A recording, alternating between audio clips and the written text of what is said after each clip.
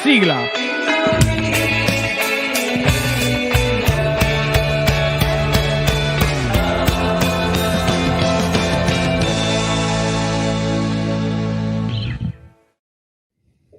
Ciao a tutte, ciao a tutti, benvenuti a una nuova puntata di Tintoria. Siamo di nuovo live e l'ospite di questa puntata è Eleazzaro Rossi. Ciao Eleazzaro, benvenuto. Ciao ragazzi, ciao a tutte, ciao a tutti. Ci tengo a dire questo ciao che avete sentito è di Stefano Rapone, che oramai mi scordo di presentare perché sta sempre qui. Ci tengo a dire Eleazzaro perché allora c'è stata questa avventura appassionantissima, per cui ho fatto una storia su Instagram per promuovere il podcast, come faccio sempre, dove invitavo le persone a fare una domanda per Eleazzaro, però avevo scritto venerdì, perché venerdì è l'altro giorno in cui facciamo il podcast. Allora, non me ne sono accorto, avevo messo via il telefono, stavo facendo altro, riprendo Instagram e c'era un commento in privato di Eleazzaro che mi fa, ma non è martedì? Io ho risposto, ops, se non ricordo male, sono state queste le mie parole. Più o meno sono state queste. Esatto, ho cancellato la storia e ne ho fatta un'altra con però scritto fate una domanda per Eleazzaro. Quindi questa puntata è iniziata veramente in salita, ma adesso siamo qui. Tra l'altro invito gli eventuali ascoltatori e ascoltatrici del momento, se andate sul mio profilo Instagram fate ancora in tempo a fare una domanda, perché poi le domande a fine puntata le prendo da lì. Comunque, io se posso, volevo dire che sono contentissimo di essere qui perché in Italia non sei uno stand-up comedian quando fai Comedy Central, non sei uno stand-up comedian quando ti pagano, sei uno stand-up comedian quando arrivi a Tintoria, e quindi per me questo è un grandissimo onore e ci tenevo, visto che stiamo parlando di questa cosa qui, a salutare il mio amico Pietro Casella, che invece non è mai stato a Tintoria e probabilmente, chi lo sa, non credo che forse ci arriverà mai. Ciao Pietro, io ci sono arrivato. È ancora giovane, c'è tempo. Salutiamo Pietro Casella, lo Steve Buscemi della stand-up italiana. E lo Giusto, Steve Buscemi... se Eleazzaro è il Louis C.K., giustamente lui è lo Steve Buscemi in... Horace and Pete. Horace and Pete. Esatto, potreste fare Horace and Pete, sarebbe... io la guarderei. Tu l'avete vista tu entrambi, Horace and Pete? Stefano? Io l'ho vista man mano che usciva e secondo me è straordinaria, nel senso che ti dà la misura della grandezza artistica di Louis C.K., che fa una roba diversa da quello che dovrebbe essere il suo lavoro. Vabbè che aveva già fatto una roba così però aveva fatto una roba artisticamente enorme come lui, ma con Horace and Pete fa un prodottone della Madonna, secondo me. Sì, è tutto autofinanziato, che è una roba che automaticamente mi gasa. Quando un artista si autofinanzia per fare una cosa così è bellissimo. E infatti diceva che non c'aveva più, cioè comunque sia, le era costato una valanga di soldi. Per chi non l'avesse vista, la trovate, non so se la trovate sul sito di Louis C.K. o se ve la dovete... Esatto. Sì. E è una sitcom, cioè nel senso non ci si può generare, è una sitcom triste. Sì, esattamente. Fa ridere ogni tanto, ma fa più prendere a male principalmente. Fa più riflettere. E ci sono tutte queste interpretazioni altissime, dialoghi ben scritti, è proprio molto godibile secondo me. Sì, veramente una piccola gemma, che devo dire in Italia, ma in generale non è stata, anche giustamente però se vogliamo, molto seguita, molto discussa, però forse non è un prodotto destinato a, cioè comunque sia al grande pubblico. Sì, come abbiamo detto, manco fa ridere. Cioè fa ridere ogni tanto, cioè poi così pare che ci piace per qualche cosa morbosa. È molto bella, però molto, molto pesante. Allora, io apro ogni puntata dicendo come ho conosciuto l'ospite, e io prima di conoscerti ci siamo conosciuti, mi sa, di persona a Fiano Romano. Alla mitica Fiano Romano, esatto. La mitica Fiano Romano, in questo ritiro precampionato fatto prima di battute. Siamo andati tutti quanti in questo albergo di Fiano Romano frequentato da camionisti, escort e coppie fedifraghe. Esatto. E avanzi di galera, mi ricordo anche delle persone con dei tatuaggi di lacrime. Ricordo anche un cameriere gentilissimo che ci ha serviti per la durata del nostro soggiorno a Fiano Romano. E lì facciamo le prove di battute e insomma ci siamo conosciuti lì facendo queste assurde prove.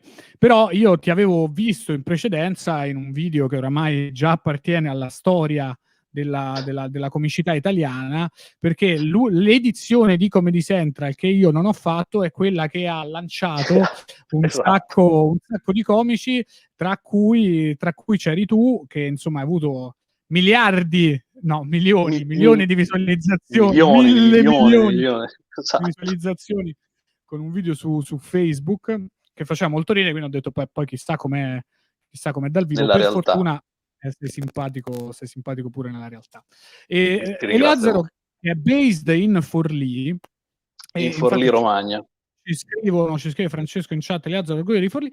Allora vorrei un po' parlarti di questo. Come si arriva? Allora tu, un giovane di Forlì che fa anche lavori civili, non solo lavori incivili come la stand-up comedy, come arriva a dire, ma sai che c'è, fammi provare a fare la mitica stand-up comedy? In realtà, ahimè, non tanto più giovane, perché io quando ho cominciato avevo 35 anni, quindi relativamente tardi rispetto a tutti quelli che si sono approcciati alla stand-up, no? E una delle ragioni è il fatto che io procrastino in una maniera patologica le cose, ovvero io ho sempre scritto e scrivevo da molti anni cose che pensavo che un giorno avrei utilizzato sulla stand-up, però siccome non c'erano banalmente non esisteva la situazione, non c'era niente, non c'era nessuna opportunità, io ho continuato a rimandare bellamente la mia cosa, finché poi sono andato a Bologna, perché la mia prima volta il debutto è stato al Brewdog di Bologna. Che salutiamo. Quindi che salutiamo anche Ricky Cantoni, salutiamo novello Ricky padre. Ricky Maraviglia, così lo chiamo io. E quindi questo, io ho sperato un botto di tempo prima di salire sul palco, ma parliamo di anni, perché io mi sono appassionato alla stand-up nel 2010 circa, quando c'è stato l'affair Lutazzi, perché ero un grande fan di Lutazzi, e gli sono debitore anche di questo, nel senso che quando è uscita la famosa Lutazzi Gate, io ho scoperto la stand-up americana che non conoscevo assolutamente, non conoscevo nessun comico americano, a parte che cazzo Eddie Murphy, ma non avevo mai visto niente di Eddie Murphy di stand-up. E niente, e poi quello. E poi dopo pochissimo, perché ho registrato Comedy Central dopo 9 mesi che ero salito per la prima volta sul palco, quindi è stata una botta di culo non indifferente. Sì, devo dire Comedy Central, questo è una qualità che gli va riconosciuta, non ha paura di mettere persone che sono da poco nel giro in televisione. Questo è sia un merito che un demerito di Comedy Central, perché a volte va bene, a volte va molto male. Senti, e quindi sei andato a Bologna, da Bologna-Forlì quant'è di distanza? Un'ora di macchina.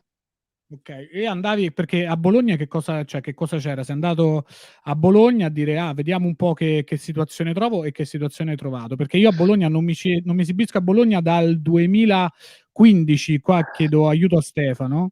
Ma tu non ti esibisci a Bologna perché a Bologna c'è una situazione in realtà tragica per quello che riguarda la stand-up, nel senso che è una città enorme, è una città studentesca e non ci sono delle a parte il Brewdog, che poi ovviamente adesso è fermo per le ragioni che sappiamo tutti quanti, e a parte il Bravo Caffè, che però giustamente faceva 3 o 4 artisti, praticamente non ci sono altre situazioni ripetitive nel tempo, tranne il Brewdog. E il Brewdog faceva solo open mic all'epoca, faceva una settimana sì e una settimana no. Io ho fatto il mio primo, sono andato molto male, e poi ho mandato subito un'email a Ricky per iscrivermi al secondo, ma ha detto no, non me l'ha detto, però il senso era sei andato molto male, quindi non lo facciamo subito, lo facciamo tra un mesetto, così hai in modo di pensarci e smettere di pensare di fare questa cosa. Madonna Ricky! No, ovviamente non l'ha detto, però è quello che mi sono detto io. Ok. E poi sono andato dopo un mese e poi dopo a cadenza quindicinale per un periodo piuttosto lungo c'ero sempre. E avevo sta angoscia di portare sempre cose nuove, e quindi è stato un periodo in cui ho scritto tantissimo, perché mi sono reso conto che tutto quello che avevo scritto prima era totalmente inadatto, perché è una cosa con cui ti devi per forza confrontare, nel senso che se non hai mai provato sul palco, magari pensi che delle cose funzioneranno, e io ho pensato per tanti anni che ci sarebbero state cose che avrebbero funzionato benissimo, invece semplicemente non funzionavano. E quindi ho scritto tantissimo, anche perché ero appunto angosciato di portare sempre le stesse cose, andando un lunedì sì, un lunedì no, volevo avere sempre roba nuova, e quindi tendenzialmente portavo sempre roba nuova, per un annetto ho sempre portato roba nuova, che è stato quello che mi ha aiutato ad avere relativamente velocemente un'ora di spettacolo. Ma adesso che invece lo fai, insomma, l'hai fatto con più frequenza, sei salito più sul palco, hai preso più familiarità, hai riscontrato che alcune delle cose che avevi scritto prima di salire sul palco e che poi quando hai provato non funzionavano, magari all'inizio non funzionavano perché tu non eri in grado di farle funzionare, o cioè diciamo come contenuto c'erano, ma tu non No, sapevi come riportarlo? neanche come contenuto, nel senso Okay. che mi imbarazza proprio leggere le cose adesso, leggere le cose che scrivevo, ne so, nel 2015 o nel 2016, perché sembrano scritte appunto da uno che non ha idea di come si scriva per il palco, e quindi sia gli argomenti, e poi tendenzialmente ero molto,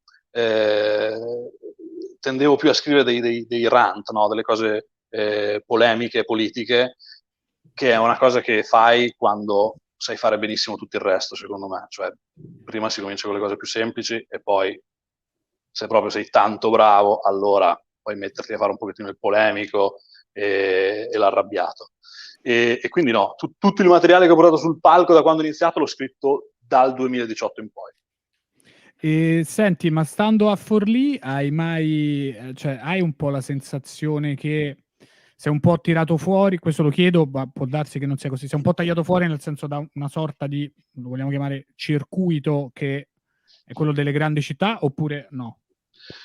No, ma sempre per il modo come è andato, cioè come ha progredito questo lavoro, nel senso che io ho fatto Comedy Central, è uscito il video di Comedy Central, è andato strabene e ho avuto molto culo in questa cosa, perché il pezzo in realtà erano 15 minuti e Renato, che è Renato Minutolo, che salutiamo Che ovviamente, salutiamo. che è quello che si occupa di tagliare e seguire i social di Comedy Central, ha messo 5 minuti che erano molto pop, cioè che potevano arrivare sostanzialmente a tutti, anche a un pubblico non particolarmente interessato alla stand-up.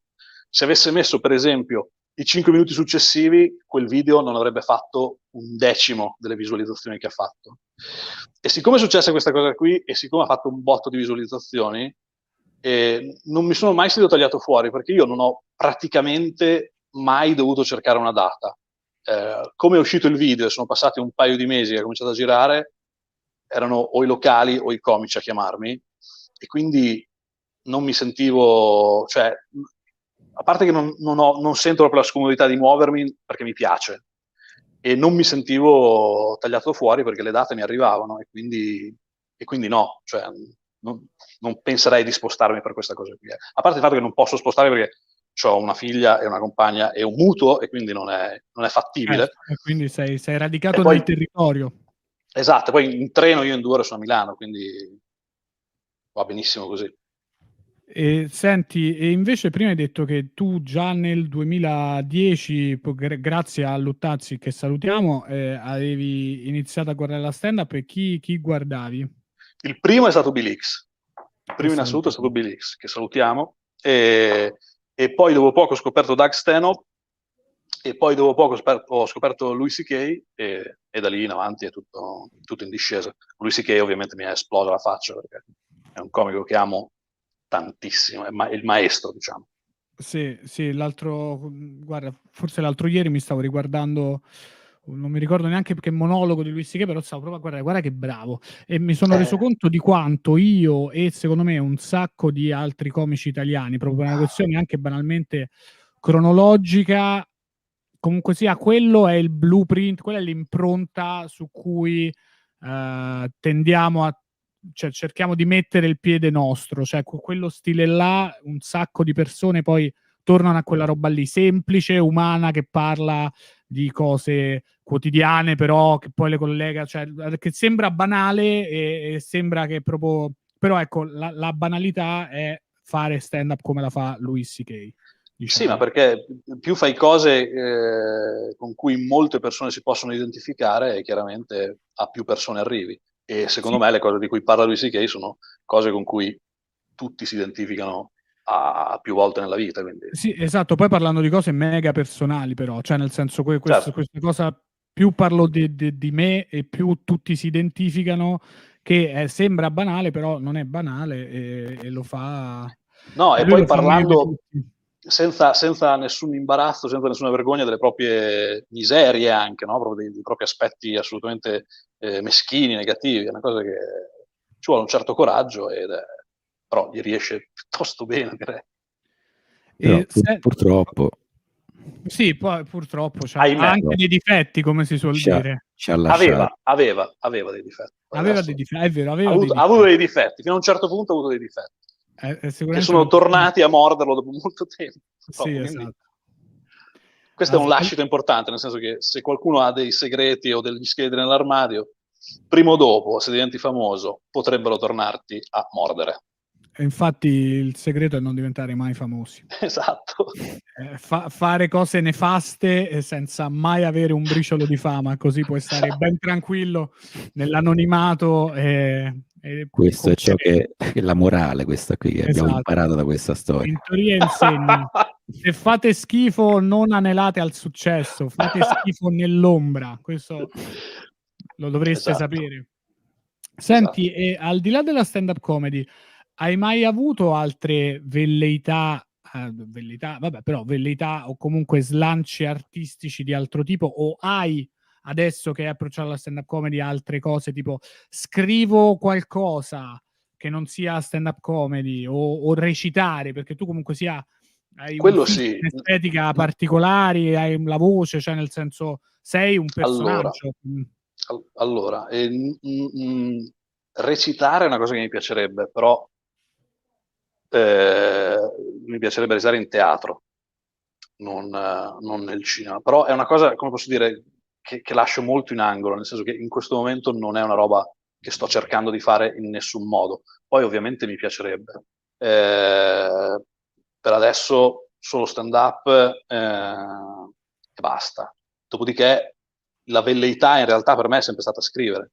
Cioè è stato proprio un desiderio che avevo fin dalle scuole medie, che in realtà è un desiderio molto banale, perché in Italia o vuoi fare il calciatore, o vuoi fare la velina, o vuoi fare lo scrittore. Direi che è la terza cosa che vogliono fare praticamente tutti, quindi niente di speciale. Però la velleità era questa, era scrivere, che poi in realtà, per come la vedo io, per come affronto io il lavoro è quello, non è la performance. La performance è puro divertimento, è puro godimento. Il lavoro è, per me, scrivere, riscrivere, costringermi a scrivere anche quando non vorrei, correggere e via dicendo. Ah, ok, vedi. Ok, dici nel senso quello è il lavoro. Ok, ho capito quello che vuoi dire. Perché per me invece, io stavo per dire no, per me il lavoro è la performance, però ho capito tardi quello che stai dicendo. Vai, scusa. Volevo chiedere di cosa scriveva il giovane Eleazzaro. Io allora, Eleazzaro. Il giovanissimo Eleazzaro, cioè l'Eleazzaro adolescente, scriveva delle cose patetiche e imbarazzanti, orientate al genere fantasy, che ovviamente non sono mai uscite e non usciranno mai, e spero di averle perse. Cioè, immagino che saranno da qualche parte. Tipo, facci qualche esempio di... Guarda, io ero stato ossessionato per anni, prima che uscisse il film, dal Signore degli Anelli. Io ho ricevuto il Signore degli Anelli molto presto ed è una cosa che mi ha in qualche modo fatto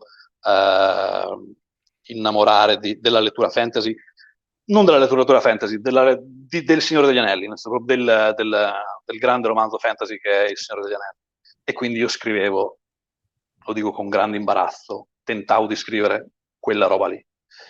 E poi ho smesso di scrivere per molto tempo perché non mi dava nessuna soddisfazione e perché non riuscivo a scrivere niente che fosse più di un breve racconto.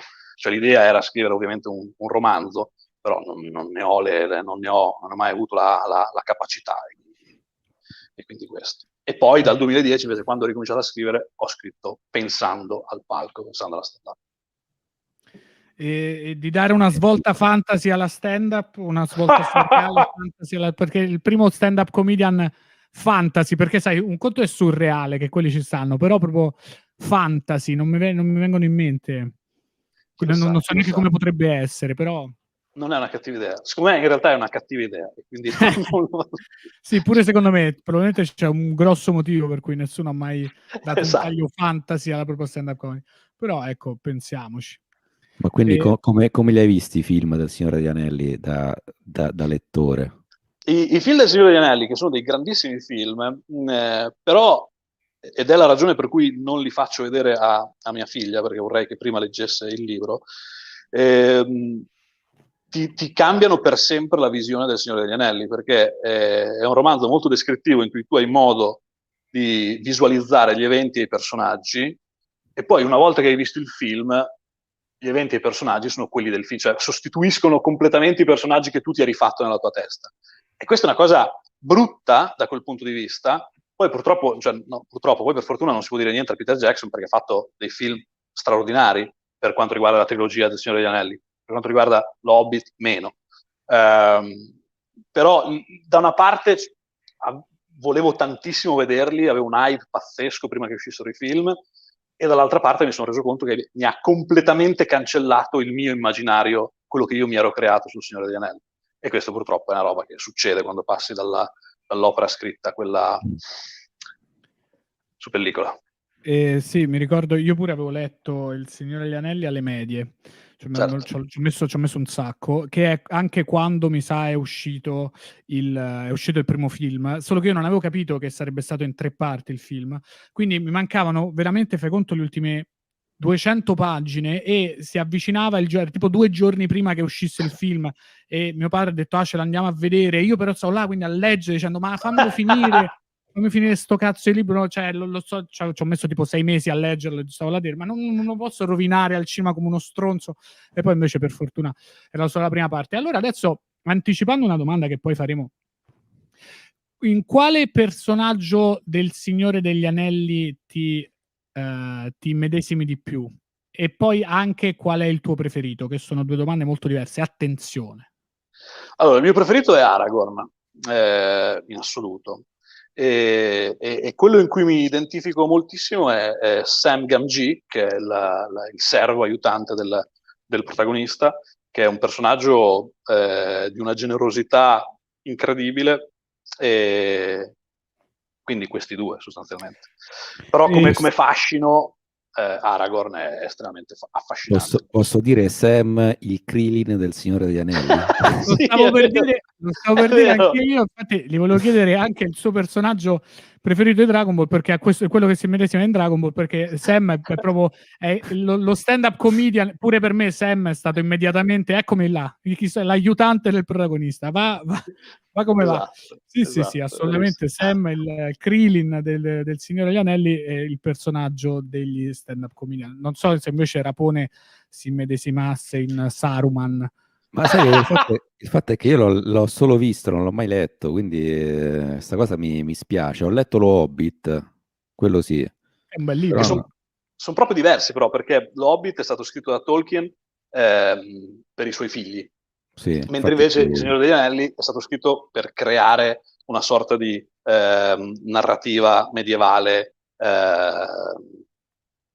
anglosassone. Cioè proprio l'intenzione era diversa, nel senso che per Il Signore degli Anelli lui voleva scrivere un classico, mentre invece l'Hobbit è scritto per i bambini. Poi è bellissimo l'Hobbit, però l'intenzione è diversa e si sente.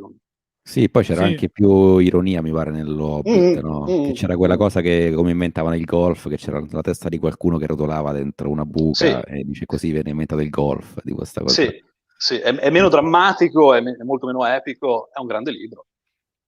Sì, e poi nel film ci hanno messo tipo i nani bellocci. Esatto. E se c'è una cosa che non sono belli, sicuramente i nani non sono belli, non sono mai stati belli nell'immaginario di Tolkien, eppure.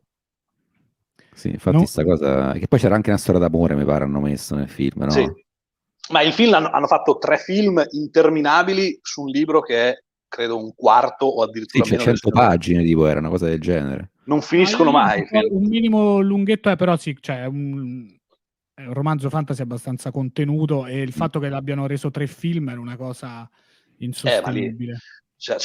Hanno detto pensiamo ai soldi e hanno fatto bene da quel punto di vista lì, hanno fatto benissimo. Sì, un grande successo, c'ha dei bei momenti, pure là la tecnologia, cioè comunque sia, quando vedi il drago pensi, vedi, questo è un bel drago. Un bel drago. Ma hai anche letto altri fantasy? Cioè, immagino in quel periodo lì, l'unica altra cosa fantasy che in realtà sì, l'unica cosa che ricordo molto bene, le uniche cose che ricordo molto bene sono la saga di, non ho mai capito come si pronuncia, se è Shannara o Shanarra. Io dicevo Shannara. Shannara, anche se ho detto Shannara, e bello, ma neanche lontanamente all'altezza. E poi interminabile, erano tipo 30, cioè, a leggerlo tutto erano 30 libri, io tipo ne ho letti 12 dopo un po'. Esatto, io meno di 12. Avventura. E poi Marion Zimmer Bradley con Le nebbie di Avalon, che è la storia di Re Artù sostanzialmente in chiave fantasy, molto bello, quello molto bello. Però basta. Vai, tipo Game of Thrones non l'hai mai letto? Game of Thrones ho amato moltissimo la serie, però non ho mai letto il romanzo. Me la sono proprio vista con passione, però non ho mai letto il romanzo. Ok, e invece anche perché è uscita dopo, cioè quando io avevo completamente smesso di leggere fantasy l'ho letto durante l'adolescenza, poi dai 17-18 anni ho completamente tagliato completamente. Neanche i libri di Terry Pratchett hai letto?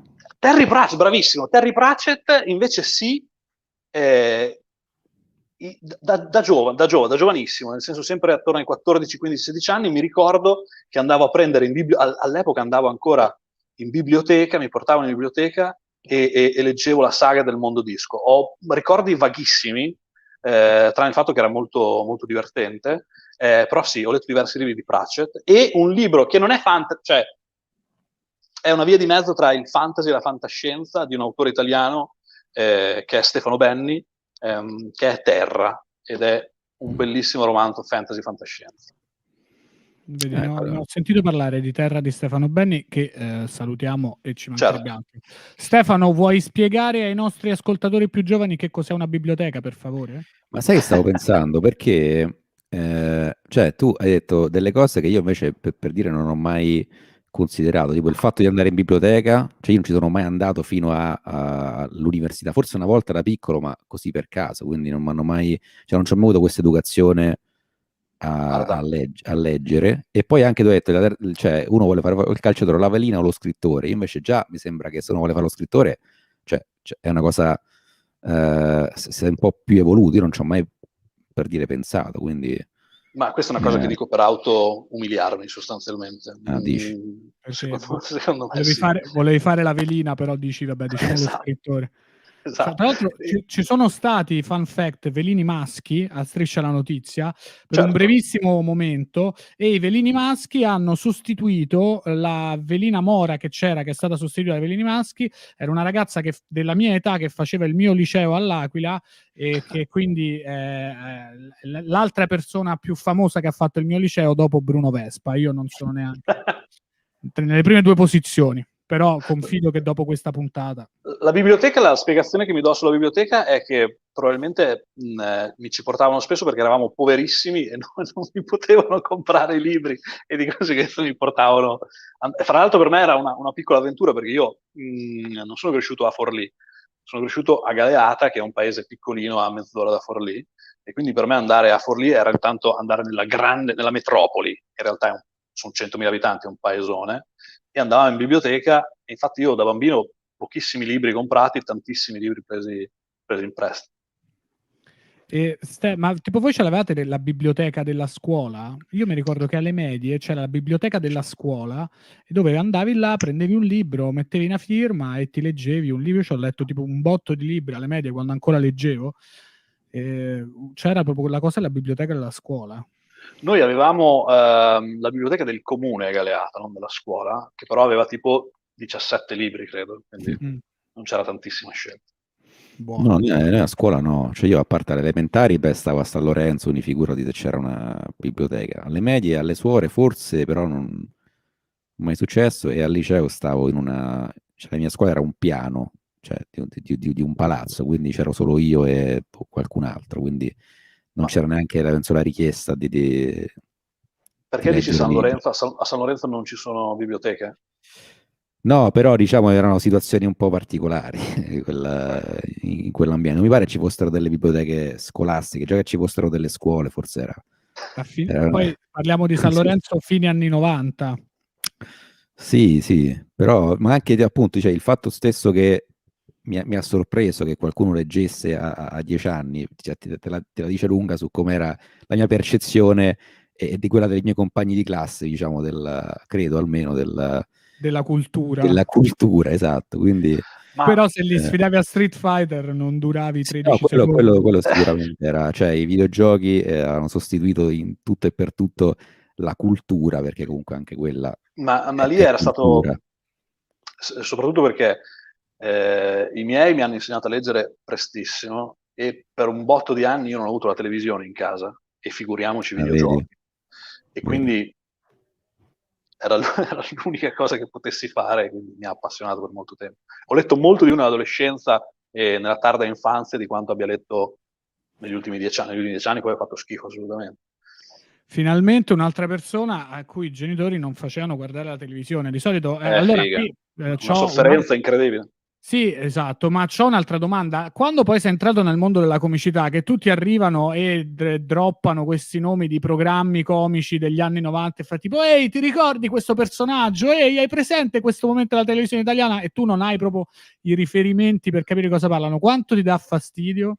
Allora, sì e no, perché poi la televisione è arrivata e quindi in realtà ricordo che Mai Dire Gol lo guardavo, Mai Dire Martedì, quei programmi della Jalapas li guardavo.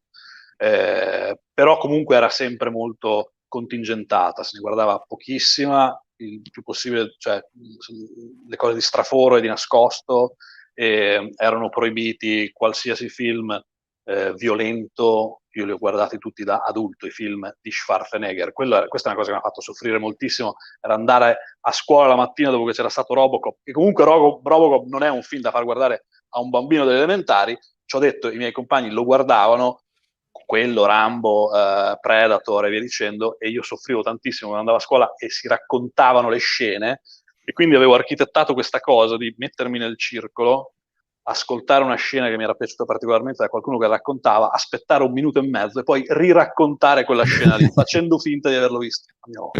Bravo, bravissimo, sì, ma andava fatto così perché tutti poi raccontavano i cartoni animati e le cose e tu stai là a fare tipo, deve essere bello, deve essere magica. Deve essere incredibile. Io invece che giocavo in campagna, in fattorie, dicevo, un giorno questa volpe morta sarà a Rete 4. Io sai cosa invidiavo? Non tanto Robocop, però i racconti, c'erano persone che addirittura 2 televisori e non era supervisionata la loro cosa di vedere la televisione alle elementari, che mi sembra una cosa criminale, e quindi ogni tanto tipo su Mediaset si vedevano i film tipo coi culi.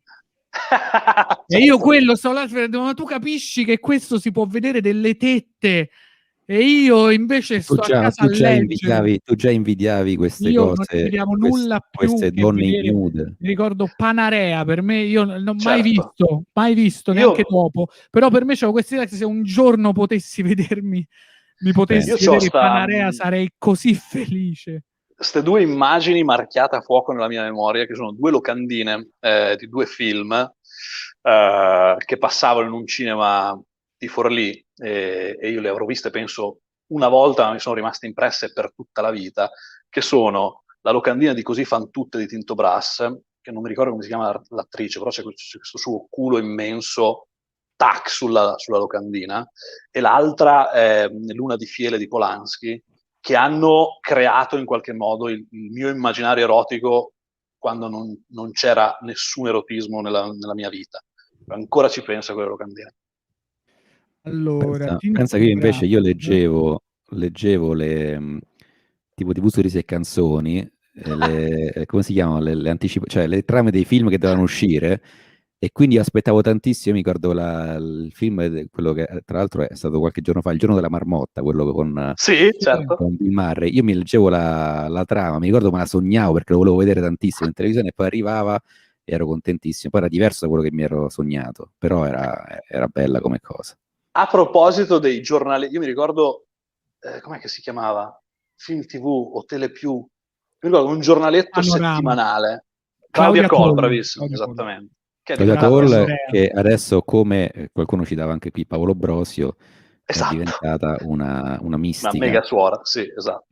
E mi ricordo questa breve conversazione con mia nonna, io che sfogliavo il giornalino della programmazione televisiva e trovo a un certo punto la parola erotico, e chiedo con mia nonna, che cos'è? Cosa vuol dire erotico? E lei mi risponde un pochettino infastidita dicendo è l'amore fatto male.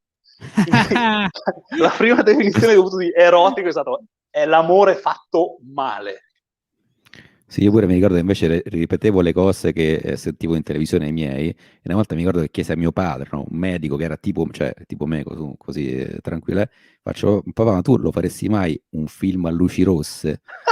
E lui ci pensò un attimo e mi disse, no.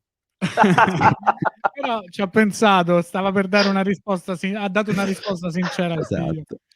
Non lo farebbe mai. Poi chissà se si è immaginato regista o attore. Non potremo mai sapere.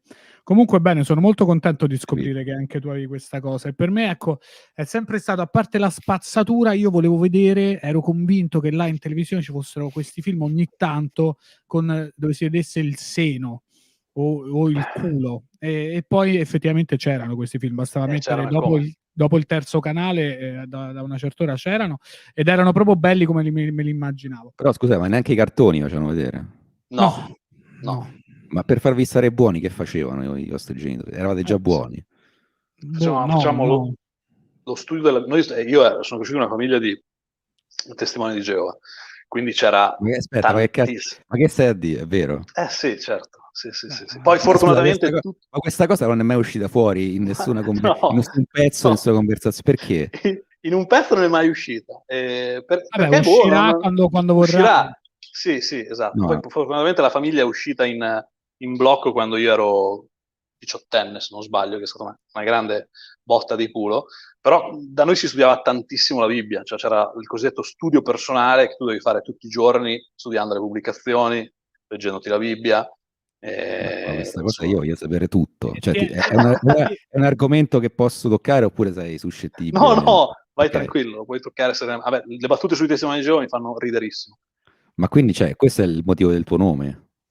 Certo, assolutamente sì. E perché chi era Eleazaro? Per il significato, perché Eleazaro in ebraico vuol dire Dio ha aiutato, e i miei genitori credevano. Mia madre era giovanissima, mio padre era nel 68 un comunista di lotta continua. Testimone di Geova? No, che passò dal comunismo al fervore religioso. Di questo in realtà parlo in un piccolo pezzo. E Dio ha aiutato, lui si sentiva che Dio l'avesse aiutato e quindi mi diede questo nome perché gli ricordava questa cosa qui.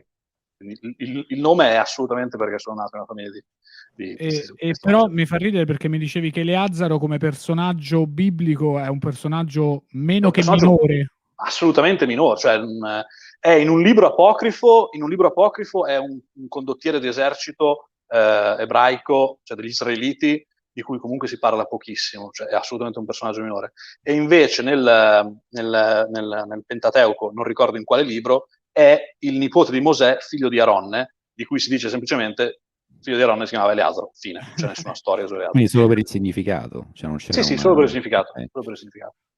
E in realtà io ho odiato il mio nome per tutta la mia vita, sostanzialmente, per tantissimi anni, finché lo psichiatra, parlandogli di questa cosa e dicendogli che nonostante che la mia famiglia fosse uscita da 20 anni da quell'esperienza religiosa, da quella setta, io mi portavo dietro sto fardello e lo detestavo. E lui mi ha detto, guarda, ma perché non pensi che invece... perché tu quando dici Dio ha aiutato pensi a Geova, in realtà tu devi pensare al Dio in senso, come posso dire, allargato, cioè al totem, no? Al Dio in senso assoluto che ti aiuta, che ti ha aiutato. E quindi per me è stata una piccola rivelazione in età adulta che mi ha fatto piacere il mio nome per la prima volta a 32, 33 anni. E tra l'altro è un ottimo nome per lo show business, perché è immediatamente riconoscibile. Certo. Cioè, poi fai Rossi di cognome, cioè comunque poteva essere, esatto. Il tuo nome poteva essere confuso. Si chiamavano Paolo, non potevi lavorare. No.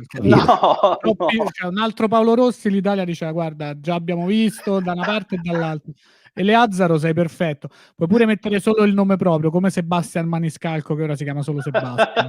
Esatto, vero. Beh, molto, molto figa questa cosa Ma quindi, cioè, quindi come... del Dio assoluto, che nel caso di Tintoria è Allah, questo ci tengo a Certo. dirlo, qui noi lo... che è grande. Sì, certo. Cioè, quindi com'era cioè, crescere in una famiglia di testimoni di Geova? La parte dell'infanzia in realtà era bella, tranne queste piccole cose, cioè il fatto che non guardavo la televisione, che poi in realtà non guardare la televisione non è una caratteristica dei testimoni di Geova, era una caratteristica dei miei genitori che erano dei fondamentalisti. Gli altri bambini dei testimoni di Geova guardavano i cartoni animati, guardavano la televisione tranquillamente. L'infanzia, a parte queste piccole cose, è stata molto bella perché sono cresciuto in una sorta di comunità molto protetta in cui mi sentivo estremamente libero. Per un bambino va bene, per un adulto no, non va per niente bene. E infatti poi i problemi sono nati durante l'adolescenza mia e di mia sorella, quando abbiamo cominciato ad avere delle pulsioni ad avere più libertà in tutti gli ambiti, in tutte le direzioni, e abbiamo cominciato a soffrire un pochettino questa cosa qui. Da bambino no, è stata un'esperienza che, cioè, non posso dire che è stata brutta, non la farei fare a mio figlio ovviamente, però non posso dire di aver avuto un'infanzia brutta. E poi ti facevano fare delle cose che erano fighe, perché per esempio a me mi hanno sbattuto su un podio a fare un mini discorso di 5 minuti, una sorta di open mic che ti preparavi a casa, quando avevo 5 anni. Quindi a 5 anni mi mettevo davanti a 50-60 persone e parlavo di un pezzo di Bibbia per 5 minuti, che è una cosa figa, se non fosse in quell'ambito lì sarebbe figa. La cosa meno figa era la predicazione, cioè il fatto di andare a rompere le scatole alla gente la domenica mattina. Quello è sempre stato abbastanza difficile, perché ti scontri con il rifiuto 50 volte in 2 ore ed è pesante, e in maniera particolare era pesante se lo facevo nel mio paesino, perché avevo il terrore di incontrare i miei compagni di classe. Però se mi riguardo indietro, sì, c'erano delle cose brutte, però non posso parlare della mia infanzia come di un brutto periodo. Secondo me è stato un bel periodo. Ma c'è stato mai qualcuno che, cioè, quando andavi a fare questa predicazione, ti ha detto sì, entra, e sei convertito poi? Mio padre mi ha Sì? portato dentro un macello, avrà portato dentro 10-15 persone.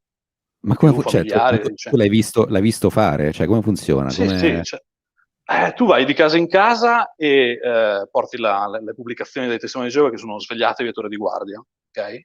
E se qualcuno manifesta interesse, ti fai un appunto, lo torni a trovare, cominci a parlargli della Bibbia, cominci a parlargli degli insegnamenti dei testimoni di Geova, e poi piano piano lo tiri dentro. E questa cosa funziona in maniera particolare con chi? Con le persone che vivono una condizione già di isolamento, quindi per esempio gli stranieri, quindi per esempio gli immigrati non stranieri, quindi per esempio le persone anziane che si trovano ad avere l'opportunità di una comunità che non hanno mai avuto o non hanno più da molto tempo, e quindi questa cosa li attira. Qual è il problema? Il problema è che quando tu entri vieni incoraggiato a tagliare i ponti con tutte le persone che non sono testimoni di Geova, quindi tu cominci a uscire soltanto con loro, a vederti soltanto con loro. È una vita molto impegnativa perché ci sono 3 appuntamenti settimanali, più lo studio della Bibbia, più la predicazione, quindi sei completamente concentrato in questa cosa. Se poi ad un certo punto ti rompi il cazzo per qualsiasi ragione ed esci, trovi una condizione in cui hai tagliato i ponti con tutti, e in più c'è una sorta di ostracismo che ti fanno i testimoni di Geova, per cui nessuno ti rivolge più la parola, tu non puoi parlare con quello che fino a una settimana prima chiamavi fratello, perché loro si chiamano fratelli e sorelle tra di loro. Cioè non ti parlano, si incontrano per strada, si girano dall'altra parte e non ti salutano. Se li saluti non ti rispondono. Io ho i miei cugini, che ho fatto il bambino insieme a loro, e di punto in bianco hanno smesso di parlare. Questo è il lato leggermente negativo, diciamo. Sì. Ma invece quando parli di comunità, che significa? Nel senso che cioè, è come una famiglia allargata, cioè nel pratico come si traduce? Nel pratico si traduce in, appunto, loro hanno le sale del regno, che sono i loro luoghi di culto, e si incontrano 3 volte a settimana, tutti insieme. Ogni adunanza, che la chiamano adunanza, perché hanno un po' questa terminologia presa dall'ambito militare, quasi direi. Ogni adunanza viene preparata, in ogni adunanza ci sono gli interventi delle persone che sono presenti, cioè non è una messa ripetitiva, cambia ogni volta. Poi i concetti sono sempre quelli, però è come se ci fosse una nuova programmazione ogni volta. E quindi tu passi 3 sere a settimana nella sala del regno. Quando ti vedi con qualcuno a cene o a mangiare una pizza o cose, sono sempre dei loro. Quindi sei in una comunità, cioè non vivi insieme, però è una comunità fortissima, è come se fosse un micro paese di persone molto unite, che cercano di avere meno rapporti possibili con gli altri.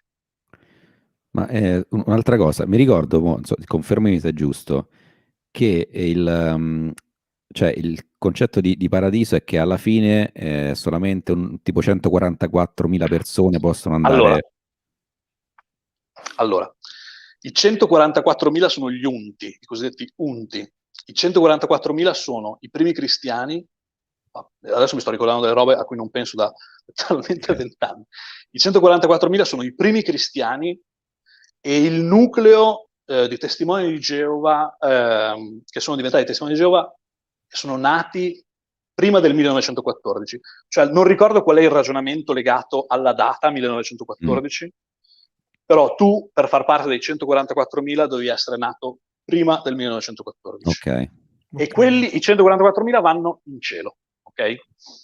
Cioè viene Armageddon o Armageddon, che è la fine del mondo. Tutte le persone non testimoni di Geova vengono uccise, i testimoni di Geova rimangono, 144.000 salgono in cielo, gli altri diventano immortali ed ereditano la terra.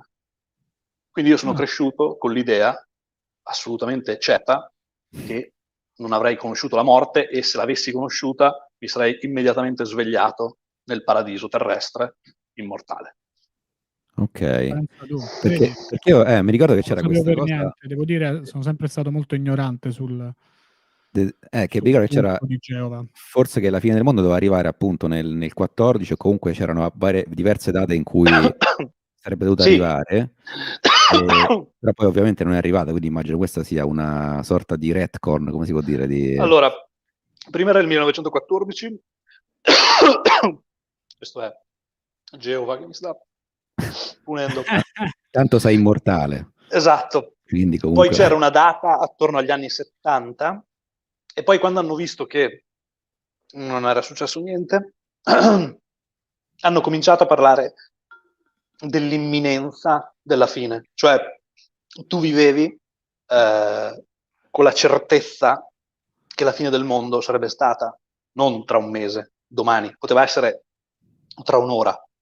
Quindi io sono cresciuto con l'idea che il mondo sarebbe finito domani, ma non era una cosa che mi faceva paura, perché ero dalla parte dei buoni, quindi ottimo per me, perché diventavo immortale ed ereditavo la terra. Quindi... Però sì, c'è la costante imminenza che venga la fine del mondo. Ok, quindi un po' d'ansia, diciamo. Un po'. Vista da fuori mi sorprendo che non fossi più ansioso di quanto ero. Infatti no, questa cosa mi stupiva sempre, cioè quindi in paradiso tu non ci puoi andare, però, nel senso chiunque diventa oggi testimone di Geova non può andare in paradiso. No. Però eredita la terra. Infatti mi ha sempre fatto strano questa cosa, che c'era un numero fisso di persone, però comunque se i testimoni di Geova cercano sempre proseliti, quindi è un lavoro fatto apposta per diminuire le proprie probabilità di andare... Perché in realtà è molto più figo rimanere sulla terra che andare in cielo. Perché tu sei in cielo, sono 144.000 cristiani, santi, che fai in cielo? Sulla terra hai più opportunità, cioè si spera che ci sia più divertimento. E poi soprattutto l'idea di essere immortale sulla terra è un po'... è figo. Infatti una delle mie preoccupazioni da bambino, che mi ricordo adesso, anche questa l'avevo rimossa, io spesso chiedevo a mio padre e gli dicevo: ma vivere all'infinito, a un certo punto non finiremo le cose da fare. Avevo questa cosa. Già. Ma infatti, ma io ci penso pure per quanto riguarda cioè, il cristianesimo, non so come dire, se dire ufficiale, non lo so, cattolico, beh, cristianesimo normale, che Ufficiale hai scelto normale. Vabbè, perché cioè, le testimoni di Geova sono una, come dire, una sottocategoria, non so come si dice. Sì, una setta. Derivazione, una setta. Sì, sì. E anche là, cioè, si arriva tipo alla vita eterna e poi però, cioè, che fai? Vabbè, stai là. Ma la vita eterna dei cattolici è la contemplazione di Dio, se non erro, cioè tu vai in cielo e contempli la luce di Dio per l'eternità, quindi in realtà è una rottura di coglioni non indifferente, però teoricamente sei in estasi. Esatto, in teoria sei in estasi costante e perpetua. Che poi pensavo, non è come morire e basta alla fine. In che senso? L'estasi costante. Secondo me se muori non è come morire e basta. Se tu pensi che la morte fisica del corpo sia un'estasi costante? No, nel senso, cioè, se tu non ci sei più e stai... Aspetta, forse mi sono frizzato però. No, io ti sento. No. Sì, io ti sento. Noi ti sentiamo. E invece ok, no, m'ero finito. No, m'ero finito. No, è che io vi vedevo lenti. Cioè, se tu stai sempre nello stesso stato, che può essere anche di estasi per sempre, quindi che non c'è variazione, e non è come non stare in nessuno stato in un certo senso. Ma certo. Allora, sì. In teoria no, nel senso che no, mi sa che dalle cioè in teoria l'estasi della contemplazione di Dio non è che dopo un po' non è come stare in nessuno stato, è una gioia costante, è come stare all'inferno, non ti abitui mai al dolore dell'inferno, ma stai sempre, perché in teoria dice, sai, se ti inforcano il culo per l'eternità, dopo 1000 anni che ti inforcano il culo, tu fai tipo sì, cioè questo è il mio stato, questa è la mia condizione, non ne soffro più, però no, invece no, quando sei all'inferno soffri sempre, quando sei in paradiso godi sempre.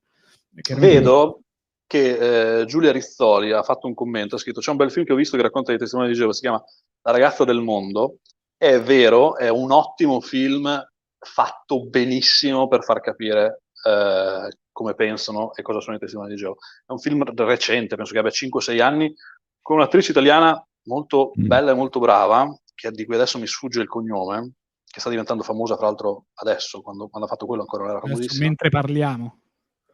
Sì, in questi anni, ed è un gran bel film. A me mi ha ricordato delle atmosfere che avevo dimenticato. Me lo cerco. Tra l'altro abbiamo triggerato Cupani, che invece è cattolico ufficiale di quelli esatto, certificati, che infatti fa un commento e dice poi i testimoni che rimangono sulla terra dovranno passare i primi mesi a pudere dai cadaveri. Esatto. Miliardi di peccatori. Sì, no, ma in realtà questa è una battuta, ma si parlava anche di questo, cioè si parlava del fatto che si sarebbe caduto tutto, si sarebbe distrutto tutto tramite terremoti, inondazioni e via dicendo, e quindi per moltissimi anni il lavoro dei testimoni di Geova, di quelli che sopravvivevano a questa cosa, sarebbe stato pulire il pianeta, cioè rimettere a posto il pianeta, rirenderlo vivibile. Mamma mia, che però quante cose, no? Quante cose da fare ogni volta. Già. Quante grane. Ma mi affascina molto la cosa dello studio delle sacre scritture, quindi tu hai una conoscenza, cioè comunque si partiva comunque dalla Bibbia o sono sacre scritture dedicate? No, si partiva, allora c'erano una miriade di pubblicazioni sulla Bibbia, cioè loro sono tipo l'editore Paolini, hanno un sacco di libri, enciclopedie e pubblicazioni settimanali, se non sbaglio, Svegliate, Vettore di Guardia. Si studiava sia la Bibbia che libri sulla Bibbia. E poi c'erano delle pubblicazioni proprio sul credo e si studiavano anche quelle. E quindi ti sono rimaste, cioè ti è rimasta una conoscenza della Bibbia oppure hai... Allora, di tanto in tanto mi vengono dei flash di cultura cristiana o dell'Antico Testamento, però ho perso praticamente tutto. Okay. Perché non sono informazioni che usi nella vita di tutti i giorni, quindi il cervello tende ad accantonarli. Ma adesso che fai è diversa da quella cattolica, è diversa, no? Ma intanto è diversa per questa cosa qui, no? Per come ti spiegano che finiranno le cose. E poi è diversa per altre cose, alcune particolarmente sciocche, altre particolarmente pericolose, perché ad esempio i testimoni di Geova non festeggiano i compleanni, i testimoni di Geova non festeggiano il Natale, i testimoni di Geova non hanno santi, cioè le preghiere vanno indirizzate solo ed esclusivamente a Dio. I testimoni di Geova non si fanno le trasfusioni di sangue e quindi muoiono se hanno bisogno della trasfusione di sangue. E io per fortuna non ho mai avuto incidenti gravi da bambino, perché se avessi avuto incidenti gravi da bambino sarei morto, perché i miei genitori, pur amandomi tantissimo, non mi avrebbero fatto trasfusione di sangue. Vedi, questo è una cosa abbastanza estrema. Ma no, vai, scusami, stavi... No, convengo. E quindi da bambino non festeggiavi il compleanno? No, mai festeggiato il compleanno fino a 18 anni, 19 anni. E Tant'è che ancora adesso mi tira un po' il culo festeggiare il compleanno, non la vivo benissimo. Questa è una delle cose che mi sono rimaste nonostante gli sforzi.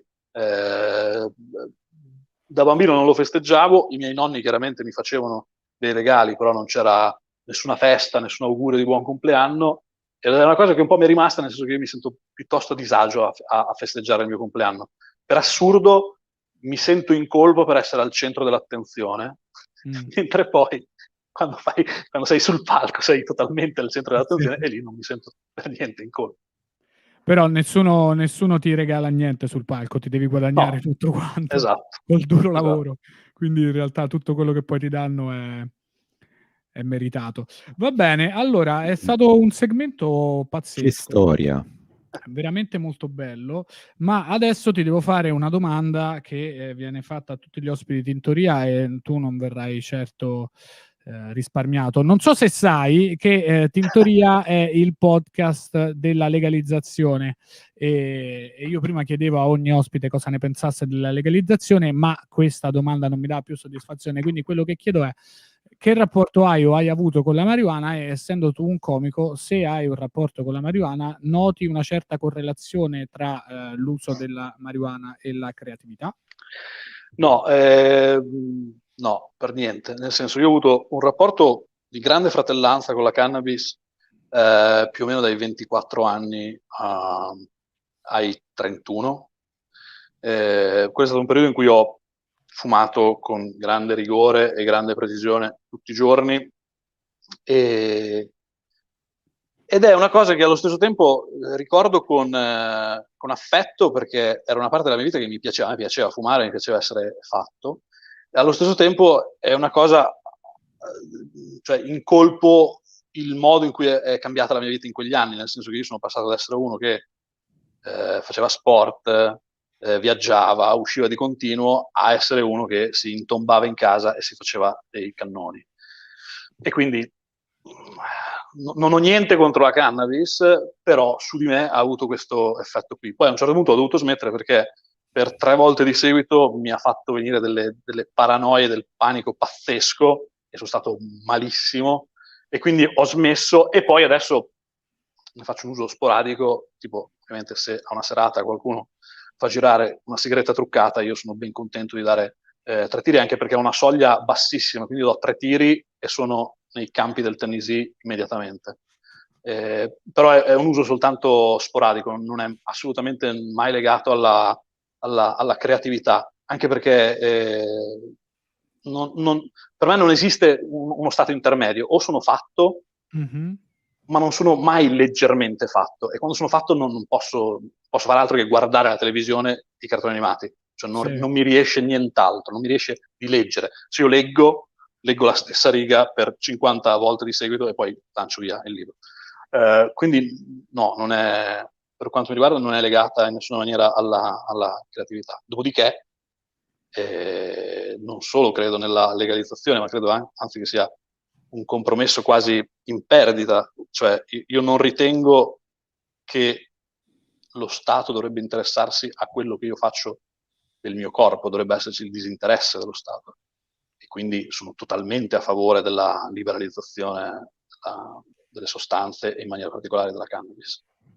E senti, mi interessa un po' la fase, se se ne posso parlare, dai 24 ai 31 anni in cui ti sei iniziato poi a fare le canne in modo anche un po' negativo, cioè hai smesso di fare cose, ma già dall'inizio era così o all'inizio, cioè ai 24 anni cominci a farti le canne con regolarità, da subito dici mi faccio solo queste e smetto con tutto, oppure è stato una lenta No, io discesa? allora ho cominciato a 19 anni e mi sono fatto pesantemente per un certo periodo e fumavo solo ed esclusivamente il bong. Io andavo a casa a pranzo, mangiavo, mi fumavo un bong e poi tornavo a lavorare in magazzino a guidare il muletto in delle condizioni straordinarie, direi. Adesso non si può più fare, per fortuna che questa cosa ti fanno i controlli. Soltanto che è successa una cosa,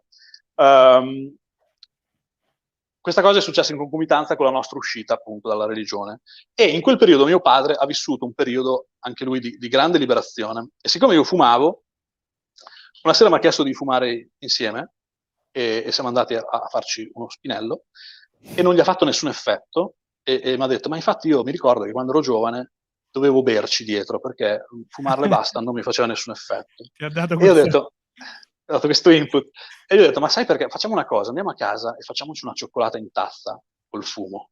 Siamo andati a casa, siamo fatti una cioccolata in tazza sciogliendo del fumo e mio padre è finito in ospedale per questa cosa qui. Mamma Quindi ho mia. avuto un piccolo trauma.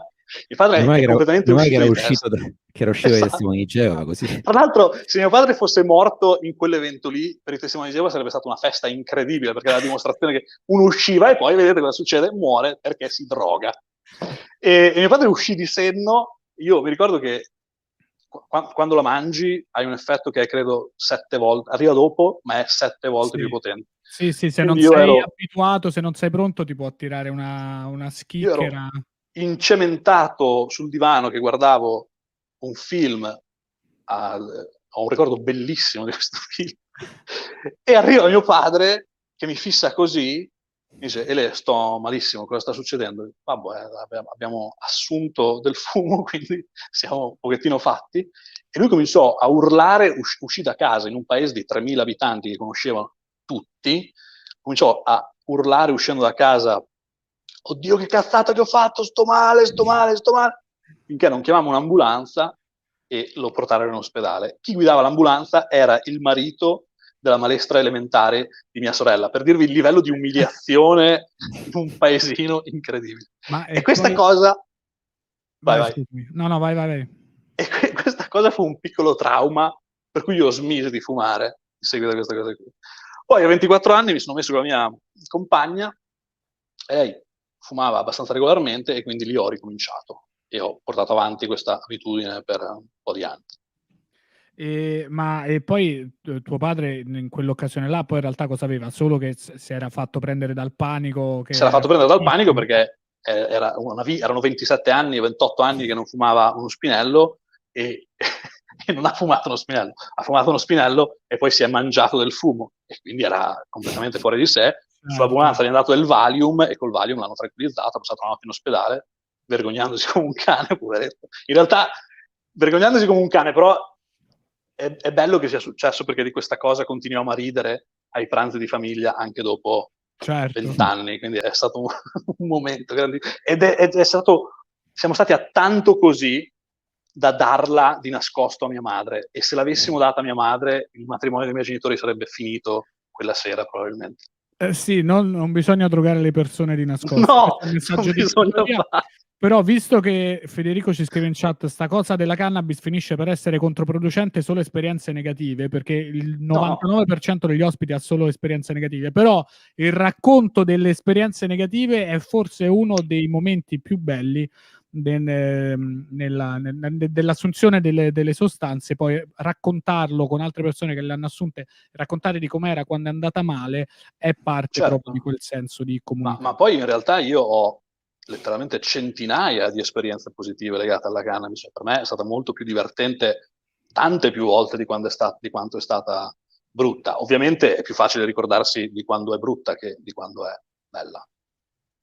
Sì, no, perché poi soprattutto una volta, io pure adesso non fumo più perché le ultime volte, gli ultimi mesi, è stato brutto perché mi venivano le paranoie e quindi è stato brutto. Quindi dice, le canne mi fanno venire le paranoie. Però poi a conti fatti io avrò fumato 10.000 canne e 9.000 mi hanno fatto stare bene e mi hanno fatto scrivere un sacco di roba con cui ho fondato un impero, cioè podcast e quant'altro, e 1.000 mi hanno fatto venire le paranoie. Poi a conti fatti adesso non lo posso più fare. Però legalizzazione a tutti i costi. Allora, passiamo alla domanda al pubblico, che sono meno del previsto, perché qua torna il mea culpa, essendo che la prima storia è stata cancellata con lei, le domande che mi avevano fatto. Però questa è molto interessante. Che rapporto hai con la noia e applicazione per smartphone preferita? Questa è la domanda. Allora, non ho nessun rapporto con la noia, nel senso che rifiuto di annoiarmi. Io guardo molto cinema e serie TV, e quindi non soffro la noia, perché è difficile che mi annoi. Faccio qualcosa, non mi annoio, rifiuto di annoiarmi. Che rapporto che avevo con la noia una volta non lo so, perché effettivamente da adolescente penso di essermi annoiato più volte. Mentre invece l'applicazione che uso di più sul telefono è quella per controllare le pulsazioni, perché ho scoperto di avere delle pulsazioni molto alte nell'ultimo anno e quindi le devo tenere sempre sotto controllo, e quindi io circa 15 volte al giorno vado con l'indice a misurarmi quante pulsazioni ho. È affidabile? È totalmente affidabile, nel senso che ho fatto la prova al pronto soccorso quando mi sono sentito male qualche mese fa. Ovviamente quando mi sento male io penso che sia subito un infarto. Sono andato al pronto soccorso e mentre mi facevano l'elettrocardiogramma io mi misuravo e il dato era identico, cioè non c'era proprio nessuna differenza. Fra l'altro quello che loro ti mettono nel dito, perché oltre all'elettrocardiogramma che ti misura una serie di informazioni, ti mettono un pulsossimetro, credo che si chiami, sul dito, e funziona esattamente nella stessa maniera, nel senso che c'è una luce che ti illumina i capillari e misura le pulsazioni, e col cellulare è la stessa cosa. Pazzesco, guarda la tecnologia. Come si chiama? Possiamo fare pubblicità all'app? Come si chiama? Allora, siccome lo sto facendo dal cellulare, vabbè, anche dopo. Dai. Però se non sbaglio si chiama proprio pulsossimetro. E ce ne sono diverse di applicazioni che fanno questo lavoro qui, quindi ti trovi quella più votata. Qual è il numero di pulsazioni che qualcuno dovrebbe avere per stare tranquillo? Allora, dovrebbero essere a riposo sotto le 100.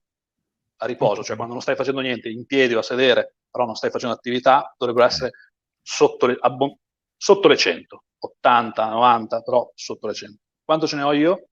130. Quindi un po' troppo. Questa cosa non andava detta, secondo me, ora già mi sento male. Non l'ho anche misurata, però penso di avere già troppo. Stefano, se lo misura ce ne avrà tipo 46.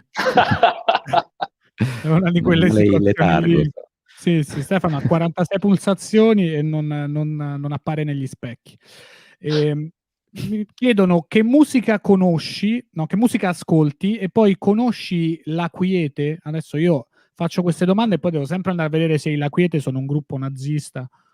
La Quiete non ho idea di che cosa sia, e come musica qui devo rispondere in maniera molto simile a come ha risposto Tommaso settimana scorsa, nel senso che ascolto generi molto diversi tra loro, e negli anni, più che gruppi singoli, io mi sono innamorato di certi album, quindi io tendo ad ascoltare più gli album che un gruppo. Per esempio, un gruppo che mi ha accompagnato dall'adolescenza sono stati Led Zeppelin. I Led Zeppelin credo che abbiano fatto 8 album o 9 album.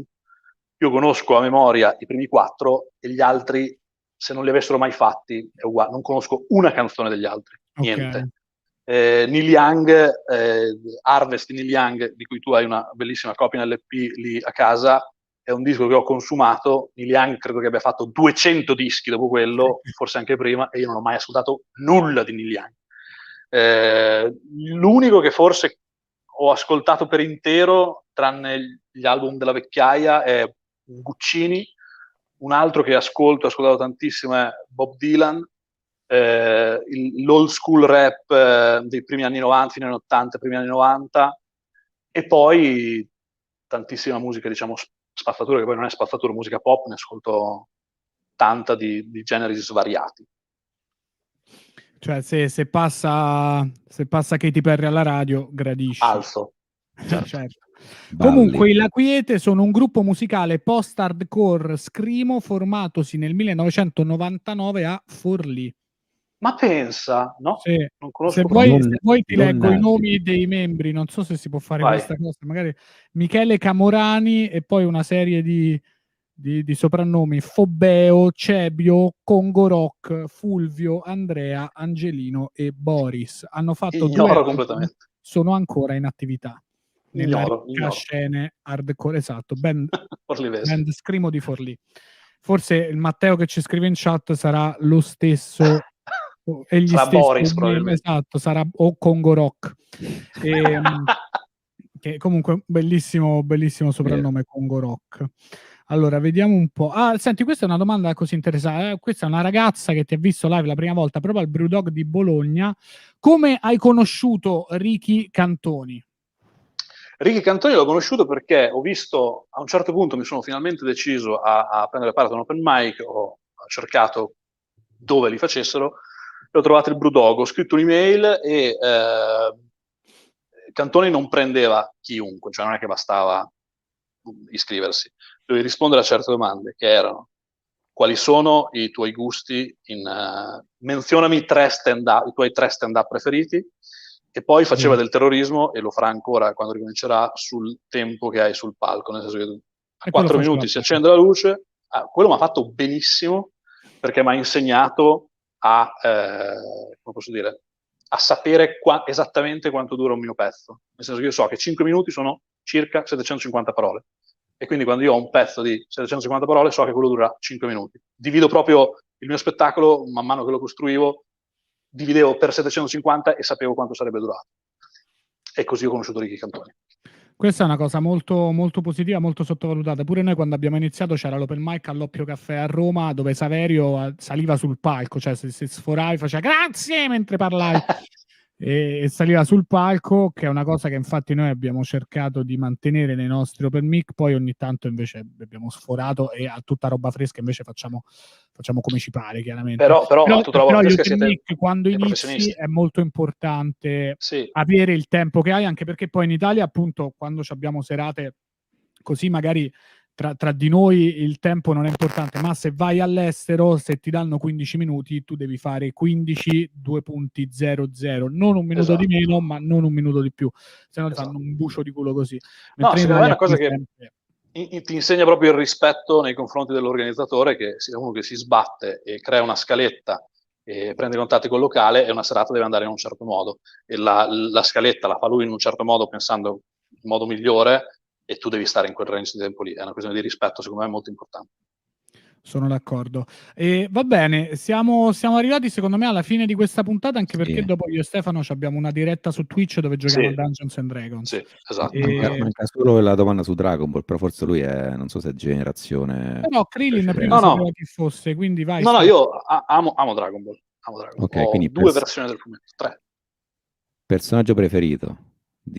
A me piacerebbe tantissimo rispondere Vegeta, perché è quello più di destra, però in realtà no, non è Vegeta. Questo è il podcast giusto. Ora che hanno chiuso il Cerbero Podcast, siamo noi la frangia più a destra del mondo. Però non è vero che è di destra, dai. All'inizio almeno, dai. All'inizio secondo me è un po' di destra, è un po' autoritario.